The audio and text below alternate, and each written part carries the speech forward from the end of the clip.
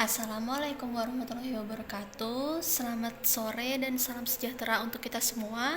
Kami dari kelompok 10 dari mata kuliah Sosiologi Politik yang beranggotakan saya sendiri, Niputu Windiani dengan NPM 25030104771 dan teman-teman saya. Saya Dila Fiona Novita Andrani dengan NPM 25030100346. Saya Muhammad Reza Febri Falefi 250 30 10 804. Baik, dari presentasi yang kami sampaikan yang bertema analisis pendekatan sosiologi dan ekonomi terhadap peran hukum di masyarakat.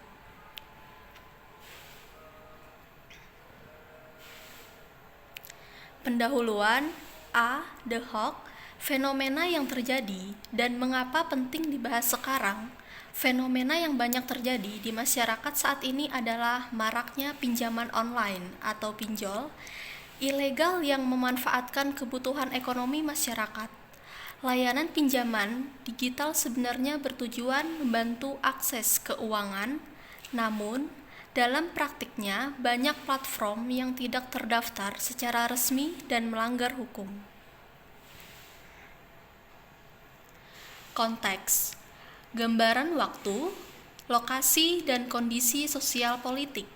Fenomena pinjaman online ilegal terjadi secara luas di Indonesia sejak tahun 2017 hingga sekarang. Seiring dengan berkembangnya teknologi finansial atau fintech, meningkatnya penggunaan smartphone dan internet, banyak masyarakat membutuhkan pinjaman cepat, literasi keuangan masyarakat masih rendah, pertumbuhan ekonomi digital yang sangat cepat. Data pendukung.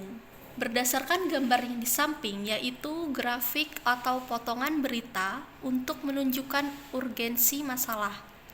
Potongan berita, menurut laporan Otoritas Jasa Keuangan, pada tahun 2024 terdapat 3.240 entitas keuangan ilegal yang ditutup, termasuk 2.930 pinjaman online ilegal.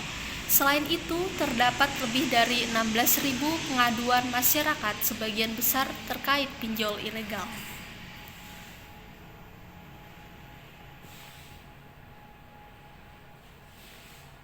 Baik, selanjutnya akan saya lanjutkan materi rumusan masalah. Yang pertama, apa yang dimaksud dengan pendekatan sosial dan ekonomi dalam kajian hukum? Jadi, pendekatan sosial dalam kajian hukum adalah cara memahami hukum dengan melihat kondisi, perilaku, nilai budaya, dan kebutuhan masyarakat.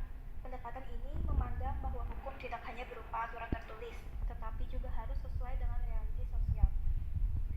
Pendekatan ekonomi dalam kajian hukum adalah cara menganalisis hukum berdasarkan dampaknya terhadap ekonomi kegiatan seperti efisiensi, biaya, manfaat, produksi, distribusi, dan kesejahteraan masyarakat. Pendekatan ini menilai apakah suatu aturan hukum dapat mendukung pertumbuhan ekonomi dan menciptakan keadilan ekonomi. Yang kedua, bagaimana hubungan antara kondisi sosial dan masyarakat dengan pembentukan serta penerapan hukum. Jadi, kondisi sosial dan ekonomi masyarakat memiliki hubungan yang sangat erat dengan pembentukan dan penerapan hukum. Hukum biasanya dibuat untuk menjawab kebutuhan dan permasalahan yang muncul dalam masyarakat, seperti dari sisi sosial, perubahan nilai, budaya, dan perilaku masyarakat dapat mendorong lahirnya aturan hukum baru. Dari sisi ekonomi, perkembangan kegiatan ekonomi seperti perdagangan, investasi, dan teknologi juga memerlukan pengaturan hukum yang sesuai. Dalam penerapannya, hukum harus mempertimbangkan kondisi masyarakat agar dapat diterima dan dijalankan secara efektif. Jika hukum tidak sesuai dengan keadaan sosial dan ekonomi masyarakat, maka pelaksanaannya akan sulit dan kurang efektif.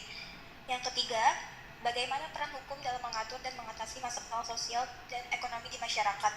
Jadi, hukum sangat berperan sebagai alat untuk menciptakan ketertiban, keadilan, dan kesejahteraan masyarakat. Dalam bidang sosial dan ekonomi, hukum berfungsi untuk yang pertama, mengatur perilaku masyarakat agar tercipta ketertiban dan keamanan.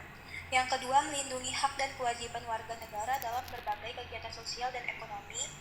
Yang ketiga, menyelesaikan konflik atau sengketa yang terjadi di masyarakat. Yang keempat, mencegah terjadinya pelanggaran hukum seperti korupsi korupsi, penipuan, dan praktik ekonomi yang merugikan masyarakat. Yang kelima, mendorong pembangunan dan kesejahteraan. Mendorong pembangunan kesejahteraan ekonomi melalui aturan yang mendukung investasi, perdagangan, dan perlindungan konsumen. Dengan demikian, hukum menjadi instrumen penting dalam menciptakan kehidupan sosial yang tertib serta perekonomian yang adil dan stabil. Tujuan pembahasannya adalah yang pertama, untuk mengetahui pengertian pendekatan sosiologi dan ekonomi dalam kajian hukum. Yang kedua, memahami hubungan antara kondisi sosial dan ekonomi masyarakat dengan pembentukan serta penerapan hukum. Yang ketiga, untuk menganalisis peran hukum dalam mengatur serta menyelesaikan permasalahan sosial dan ekonomi di masyarakat. Lanjut, selanjutnya kerangka teori. Jadi menurut Max Weber, yang dianggap sebagai bapak pendiri sosiologi ekonomi hukum, memiliki kualifikasi sebagai ahli hukum dan sempat mempraktikkan hukum di Jerman sebelum mengabdikan dirinya pada ilmu sosial. Karena itu, dia memahami secara langsung dikotomi yang disebutkan di atas. Menurut Weber, dogmatika hukum bertugas menentukan apa merupakan hukum yang berlaku, sesuai dengan sosiologi hukum yang meneliti bagaimana aturan hukum mempengaruhi perilaku manusia. Dan sosiologi hukum, dalam perspektif sosiologi, aktor yang terlibat dalam pembentukan dan penegakan hukum mencakup berbagai pihak, seperti tidak hanya aparat negara, inspirasi